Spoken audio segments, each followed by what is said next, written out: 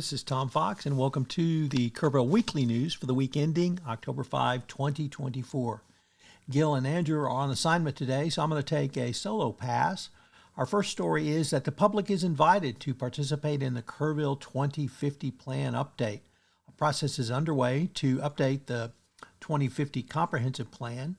The City of Kerrville will host a community open house on Wednesday, October 23 at the Arcadia Theater from 6 to 7:30. According to a city spokesman, the updated plan will reaffirm the vision and goals of Kerrville 2050 while proposing actionable recommendations to guide future development.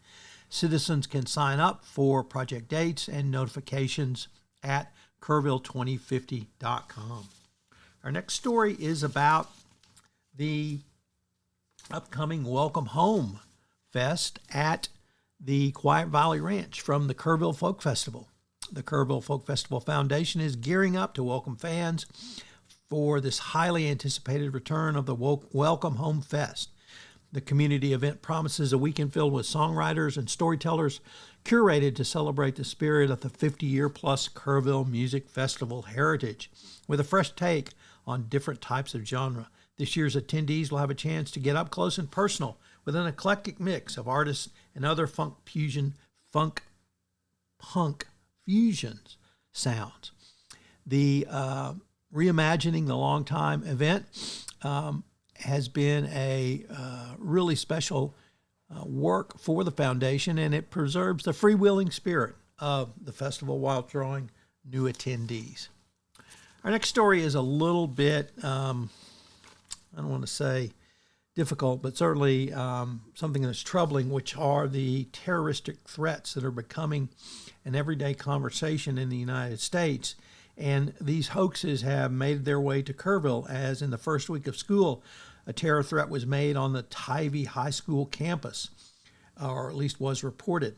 Then on 2 consecutive Mondays, KISD administrators sent lessons to parents regarding additional threats. So terroristic threats have even made their way to Kerrville, and it's something that I think every parent needs to be cognizant of. What social media platforms are your children on, and are they engaging in this type of activity? Unfortunately, the young man who made the threats has been arrested, and that means that will go on his record. Now, it's a juvenile because he's only the age of 10, and hopefully it will be expunged at some point, but he could go to a juvenile home, he could be put in other detention, and it could impact him for the rest of his life. So parents, please think about this. We're going to have another pet adoption weekend, as Kerrville Pets Alive will host a cat, dog, and puppy and kitten adoption at Memorial Boulevard. The cats will be available from 10 to 3 and dogs from 11 to 3. Adoption fees range from $75 to $125, and they cover spay and neuter costs, vaccines, and microchips. The number of animals euthanized in Kerr County has increased over the past several years, and these types of events really work to help stop euthanization and get pets to people who want them in their community.